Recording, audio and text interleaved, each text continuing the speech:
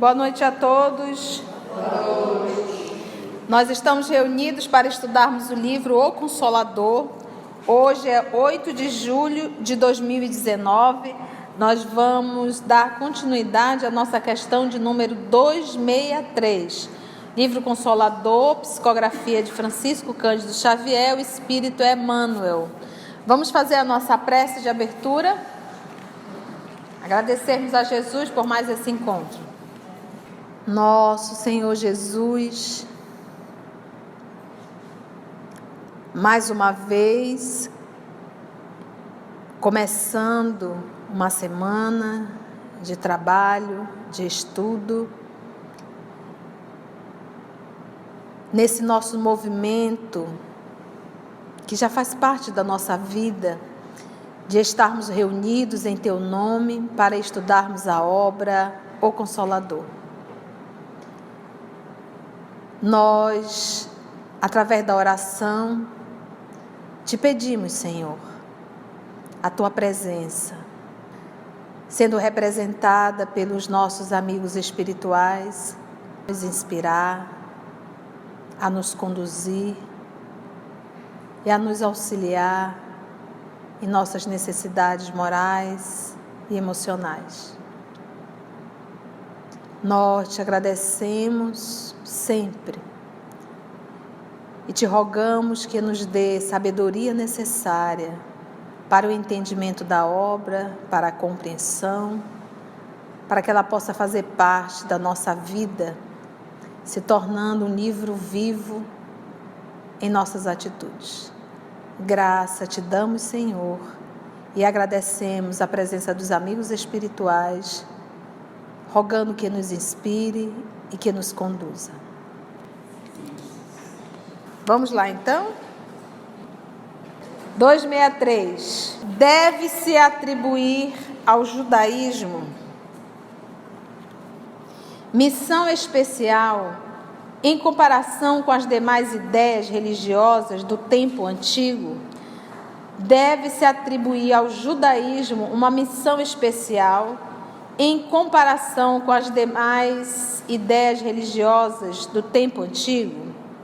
Emmanuel nos responde assim: embora as elevadas concepções religiosas que floresceram na Índia e no Egito, e todos os grandes ideais de conhecimento da divindade, porque tanto a Índia quanto no Egito era um movimento de espiritualidade. Nós sabemos que ambos eram povos capelinos.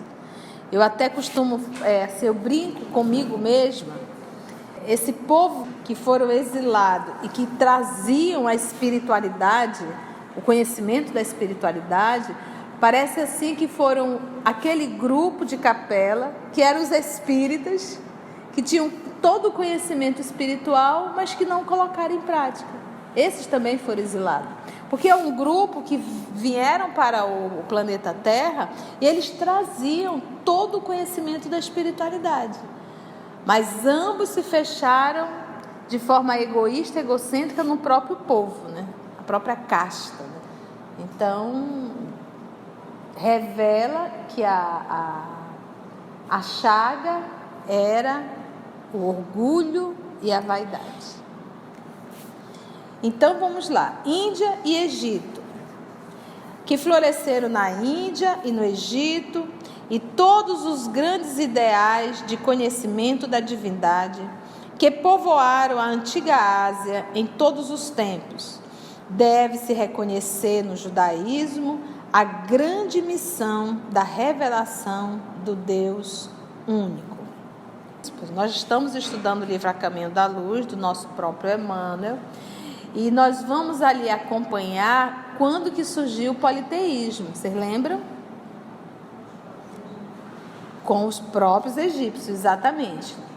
Então, o movimento era o quê? Eles sabiam da existência de Deus, eles sabiam a existência do demiurgo, que era o Cristo, eles sabiam da existência dos espíritos superiores. Aí eles pensaram, como falar tudo isso ao povo? Então vamos dizer ao povo que existem vários deuses. Daí surgiu o politeísmo. Mas na sua essência, o próprio povo mesmo do Egito, eles eram monoteístas. Os iniciáticos, como ele fala, o grupo dos mestres, eles tinham a informação da existência de um só Deus. Mas na hora de divulgar essa informação, eles não conseguiam, eles achavam que o povo não ia conseguir entender que existe Deus, existe um Cristo e existem espíritos superiores que trabalham com o Cristo. Então vamos simplificar, existem vários deuses. E aí começou o movimento politeísta. Então a gente não pode dizer assim, o monoteísmo surgiu com o judaísmo, não. Ele teve essa missão de, vamos dizer assim, de revelar, de trazer novamente a informação. Mas não foram eles que trouxeram essa primeira informação, entendeu? Eles não foram o primeiro a dar essa informação. Essa informação já existia, apenas ela tinha sido esquecida. Vamos lembrar, quem foi que veio trazer a revelação de um Deus único? Moisés. E lembra que o povo judeu, ele ficou quantos anos escravo no Egito? Quase 400 anos. Então, todo o grupo hebreu que estava escravo no Egito, saíram de lá monoteísta ou politeísta? Politeísta. Uma das revelações dada por Moisés foi justamente fazer com que o povo voltasse a entender da existência de um só Deus. A massificação daquele grupo, daquela época, era politeísta.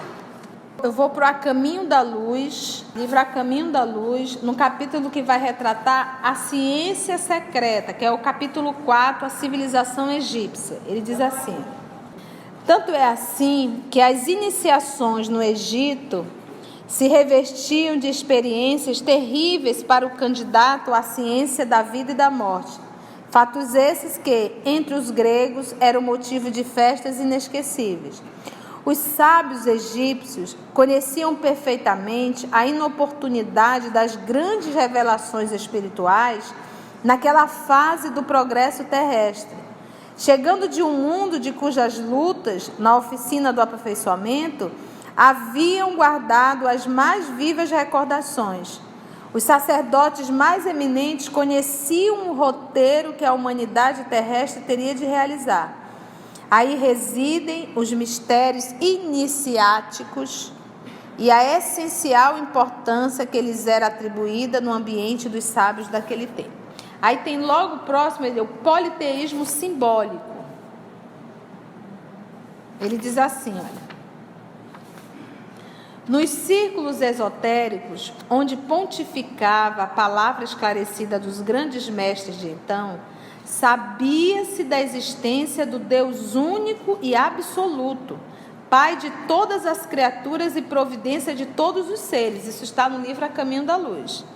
Mas os sacerdotes conheciam igualmente a função dos espíritos prepostos de Jesus na execução de todas as leis físicas e sociais da existência planetária, em virtude das suas experiências pregressas.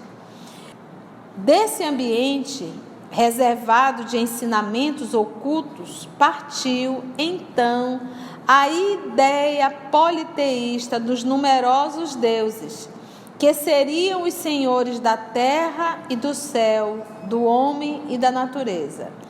As massas requeriam esse politeísmo simbólico nas grandes festividades exteriores da religião.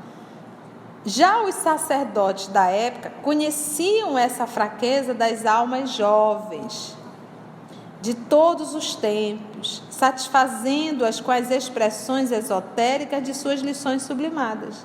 Dessa ideia de homenagear as forças invisíveis que controlam os fenômenos naturais, classificando-as para o espírito das massas, na categoria dos deuses, é que nasceu a mitologia da Grécia, ao perfume das árvores e ao som das flautas dos pastores, em contato permanente com a natureza.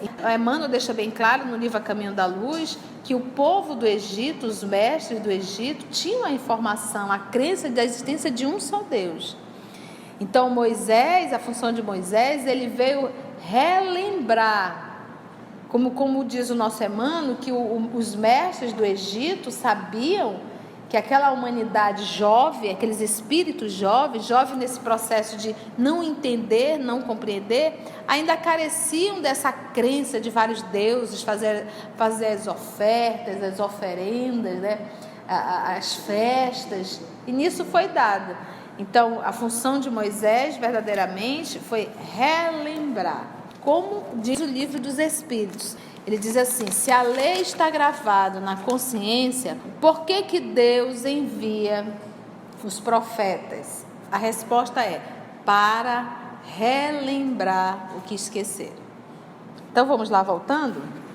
Enquanto os cultos religiosos se perdiam na divisão e na multiplicidade, somente o judaísmo foi bastante forte na energia e na unidade para cultivar o monoteísmo e estabelecer as bases da lei universalista sobre a luz da inspiração divina. Porque é muito comum nós observarmos palestrantes dentro do nosso movimento falar que a missão de Moisés foi trazer ao mundo o monoteísmo. Não é isso. Vamos lembrar, ele veio relembrar.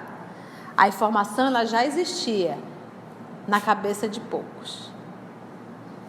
Então vamos dizer que ele veio popularizar, ele veio vulgarizar, ele veio trazer isso para ser sedimentado realmente ao povo do planeta Terra.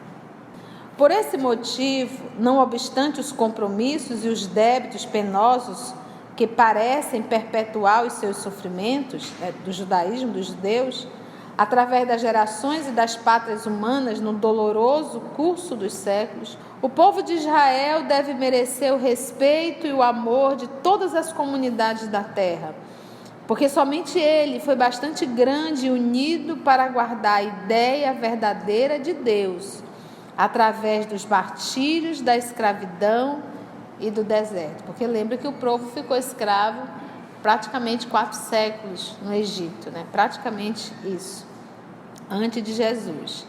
E fora o tempo que ele era um povo nômade, né? O tempo que se passou no deserto. E eles conseguiram, a palavra aqui, foi bastante grande e unido para guardar a ideia. Os judeus, com a Torá, com todas as informações dos profetas, eles copiavam e guardavam o pergaminho, um rolo de pergaminho, como se aquilo dali realmente fosse o próprio Deus.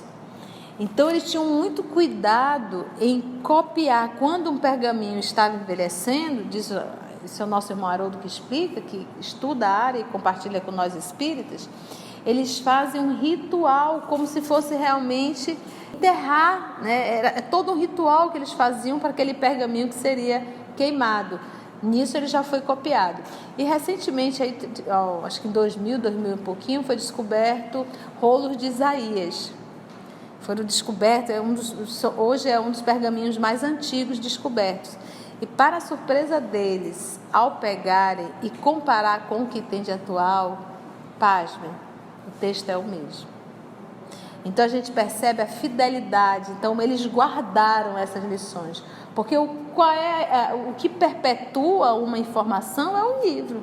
A função do livro, se nós hoje conhecemos o Evangelho, foi porque Mateus, Lucas, João e Marcos deixaram anotado. Então é um livro perpetuando aí para a posteridade. E eles fizeram esse movimento de guardar realmente. Respeito muito grande. Vamos para 264. Como deve ser considerada no Espiritismo a chamada Santíssima Trindade da teologia católica? Vamos ver a resposta? Os textos primitivos da organização cristã não falam da concepção da Igreja Romana quanto à chamada Santíssima Trindade. Então, o primeiro parágrafo, Emmanuel já nos fala que Santíssima Trindade não está no cristianismo primitivo. No cristianismo mesmo, o que chegou. Então, isso foi algo que foi construído e criado ao longo da história. Vamos continuar vendo a resposta dele. E vale ressaltar que Emmanuel foi católico em várias encarnações. Esteve como católico. Devemos esclarecer ainda que o ponto de vista católico provém de sutilezas teológicas sem base séria nos ensinamentos de Jesus. Por largos anos antes da Boa Nova, o brahmanismo guardava a concepção de Deus dividido em 3 princípios essenciais que os seus sacerdotes denominavam Brahma, Vishnu e Shiva. E aí tem uma notinha, nota do editor. O padre Alta, em O Cristianismo do Cristo e o de seus vigários, nos diz que a fórmula do catecismo, 3 pessoas em Deus, era a verdadeira em latim, onde o vocábulo persona significa forma, aspecto, aparência. É falsa, porém, em francês ou em português, com acepção de indivíduo. Vamos lá.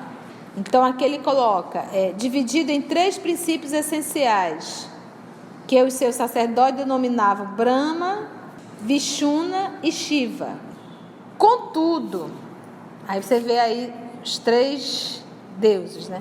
Contudo, a teologia que se organizava sob os antigos princípios do politeísmo romano necessitava apresentar um complexo de enunciados religiosos, de modo a confundir os espíritos mais simples, mesmo porque sabemos que se a Igreja foi, a princípio, depositária das tradições cristãs, não tardou muito que o sacerdócio eliminasse as mais belas expressões do profetismo, inumando o evangelho sob um acervo de convenções religiosas e roubando as revelações primitivas à sua feição de simplicidade e de amor. Para esse desiderato, as forças que vinham disputar o domínio do Estado em face da invasão dos povos considerados bárbaros, se apressaram no poder em transformar os ensinos de Jesus em instrumento da política administrativa, adulterando os princípios evangélicos nos seus textos primitivos e assimilando velhas doutrinas como as da Índia legendária. Por isso é que ele citou que os seus sacerdotes denominavam de Brahma, Vishnu e Shiva. E organizando novidades teológicas, com as quais o catolicismo se reduziu a uma força respeitável, mas puramente humana, distante do reino de Jesus, que na afirmação do Mestre, simples e profunda, não tem ainda fundamentos divinos na face da terra. Então, quando se falar em Trindade, Santíssima Trindade, nós sabemos que foi uma construção da Igreja Católica ao longo dos séculos por um movimento político e de força realmente. Não, temos que ter aqui, quando ele diz aqui, ó, que é interessante que ele diz assim: a Igreja foi a princípio depositária das tradições cristãs e não tardou muito que o sacerdote eliminasse as mais belas expressões do profetismo, inumando o Evangelho sob um acervo de convenções religiosas. Aí vem o livro dos Espíritos e fala qual é a trindade, né? A trindade da doutrina espírita: Deus, Espírito e a matéria. Na verdade, é a trindade universal, não é da doutrina espírita. Essa é a verdadeira trindade: Deus, Espírito e matéria. Como interpretar essa antiga sentença, abre aspas, Deus fez o mundo do nada, fecha aspas. Vamos ver como é que Emmanuel nos responde. O primeiro instante da matéria está, para os espíritos da minha esfera, tão obscuro quanto o primeiro momento da energia espiritual nos ciclos da vida universal. Compreendemos, contudo, que, sendo Deus o verbo da criação, o nada nunca existiu para o nosso conceito de observação, porquanto o verbo, para nós outros, é a luz de toda a eternidade. Por que ele usa o termo verbo? Se nós pegarmos o texto, Gênesis, Ele vai dizer: e disse Deus, faça-se a luz. E a luz foi feita. E disse Deus, cria-se o céu, a terra. E disse Deus, pode prestar atenção, né? Se nós observarmos, vamos só lembrar aqui um pouquinho. Deixa eu pegar aqui eu vou estar com a tradução essa daqui é João Ferreira de Almeida. Só para nós entendermos essa criação, esse poema. Olha só. Gênesis capítulo 1, versículo 1. No princípio criou Deus os céus e a terra. A terra era sem forma e vazia, e havia trevas sobre a face do abismo. Mas o Espírito de Deus pairava sobre a face das águas. Disse Deus, haja luz, e houve luz. Viu Deus que a luz era boa, e fez separação entre a luz e as trevas. E Deus chamou a luz dia e as trevas noite. E foi a tarde e a manhã o dia primeiro. E disse Deus, haja um firmamento no meio das águas, e haja separação entre águas e águas. Fez, pois, Deus o firmamento e separou as águas que estavam debaixo do firmamento das que estavam por cima do firmamento. E assim foi. Chamou Deus ao firmamento o céu, e foi a tarde e a manhã o dia segundo. Você vê que o sol não foi criado ainda. E disse Deus, ajuntem-se num só lugar as águas que estão debaixo do céu, e apareça o elemento seco. E assim foi. Então, todo momento a gente vai ver, e disse Deus, ele cria, ele mostra o resultado, e aí ele novamente disse Deus, ele cria, mostra o resultado, e disse Deus. Então, o movimento da fala divina é o movimento da criação. Então, pegando essa passagem de Gênesis, vamos ver aqui, ó. Então, o primeiro instante da matéria está para os espíritos da minha esfera, mundo espiritual, tão obscuro quanto o primeiro momento da energia espiritual nos círculos da vida universal. Primeiro instante da matéria. Compreendemos, contudo, que, sendo Deus o verbo, e disse Deus,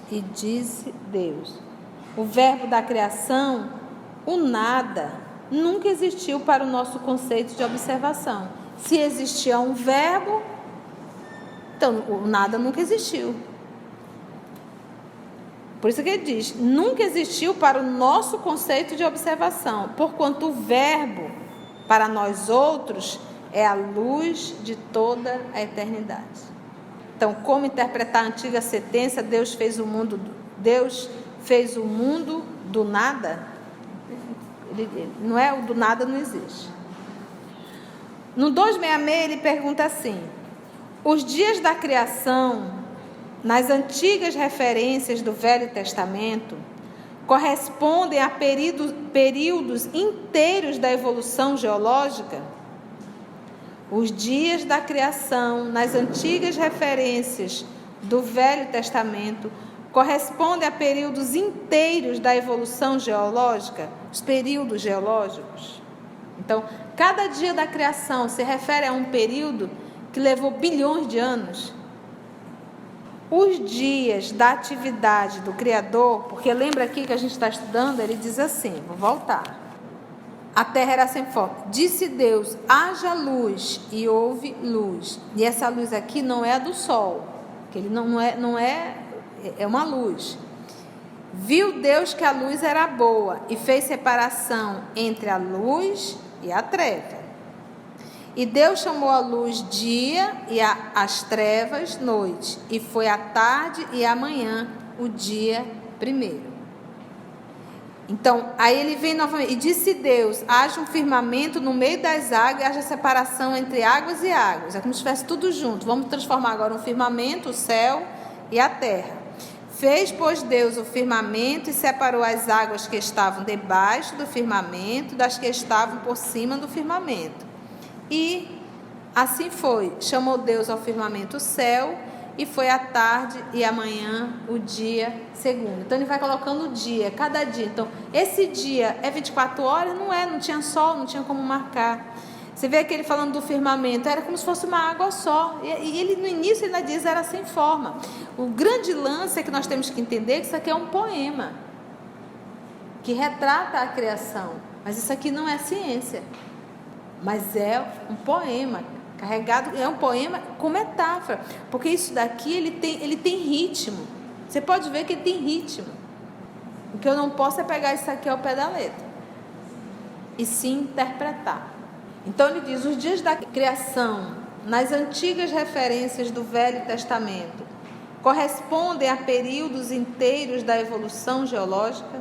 Ele diz assim, os dias da atividade do Criador, tal como nos refere o texto sagrado, correspondem aos largos períodos de evolução geológica. Olha aí, largos períodos de evolução geológica. Então, quando o texto de Gênesis nos fala de um dia, nós já sabemos que isso é um vasto período geológico, de evolução geológica, dentro dos milênios, indispensáveis ao trabalho da gênese planetária, salientando-se que, com esses, a Bíblia encerra outros grandes símbolos inerentes aos tempos imemoriais das origens do planeta. Então, o que nós temos que entender, o Emmanuel sempre vai falar isso, que a Bíblia,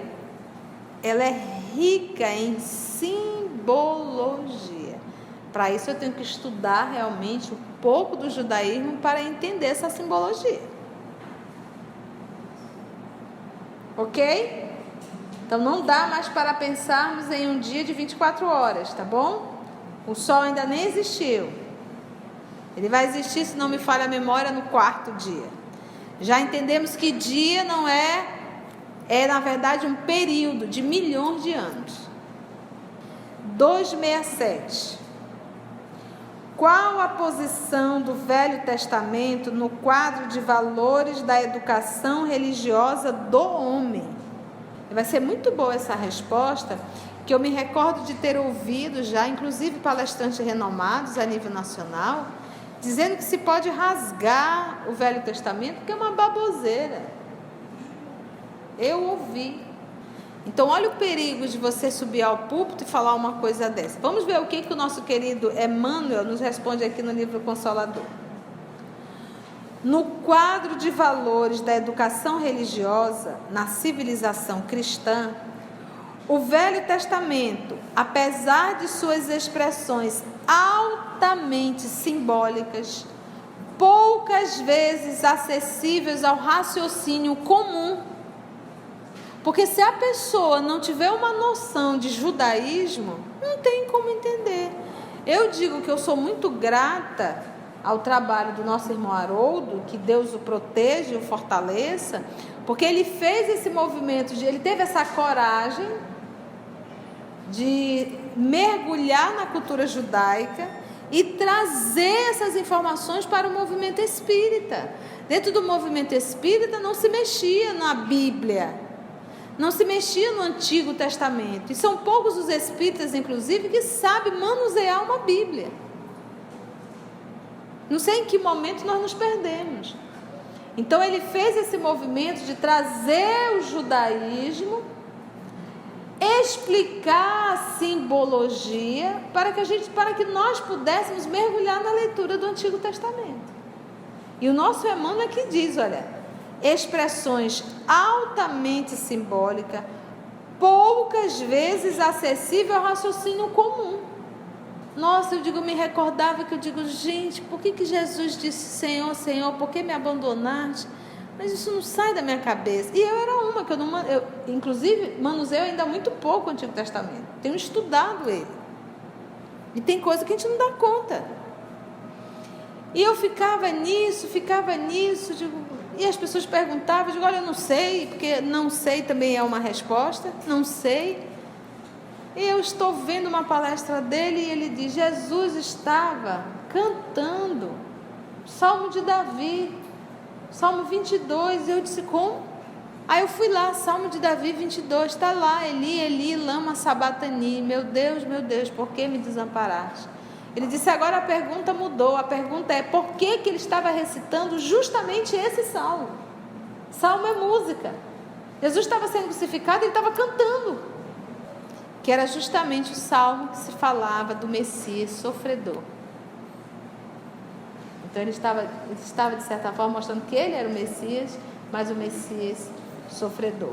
Emmanuel aqui bem lógico, ele diz, poucas vezes acessíveis ao raciocínio comum. Você tem que mergulhar, você tem que estudar, você tem que entender a cultura. Se nós não entendermos um pouquinho da cultura judaica, nós não vamos ter não teremos como compreender o Velho Testamento.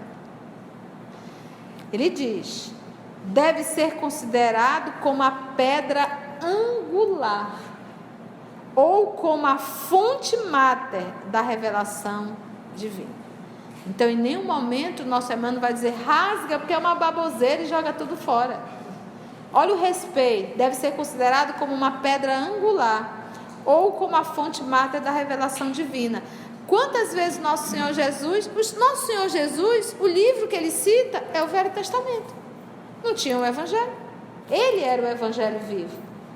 Mas a todo momento ele estava citando, inclusive no momento da desencarnação dele, ele estava recitando o Salmo de Davi. Se eu não estudar o Antigo Testamento, eu jamais vou saber que naquele momento ele estava recitando o Salmo de Davi. É muito comum nós falarmos assim, não, e Jesus disse, amar a Deus sobre todas as coisas e ao próximo como a si mesmo. Digo, Jesus não disse, Jesus perguntou. Porque o doutor da lei questionou o que o homem deveria fazer para chegar no reino de Deus. Aí Jesus devolve a pergunta, o que está escrito na lei? Vírgula. Como leis? Ou seja, como você interpreta? Jesus pergunta ao doutor da lei. Aí é o doutor da lei que responde, amar a Deus sobre todas as coisas e ao próximo como a si mesmo. Essas duas leis eram leis judaicas. Nosso Deus, nosso Pai, mandou o decálogo, escrito na pedra. E nisso os judeus foram criando regras, mais regras e mais regras, que chegaram a mais de 600. E aí eles chegaram à conclusão que seria impossível decorar 600 e poucas regras. E eles se reuniram e disseram que tudo estaria resumido no decálogo, nos 10 mandamentos. E depois os sábios se reuniram, inclusive Léo juntos, se reuniram e disseram que o decálogo estava também reduzido em 2 mandamentos. Amar a Deus sobre todas as coisas e amar ao próximo como a si mesmo. Pronto, resumiu tudo, você não precisa pensar muito, só são essas 2 regras. E veio o nosso Senhor Jesus e diz, um novo mandamento vos dou. Amai-vos uns aos outros como eu vos tenho amado. E é Jesus, pode, né? Eu, um novo mandamento vos dou, amai-vos uns aos outros como eu vos tenho amado.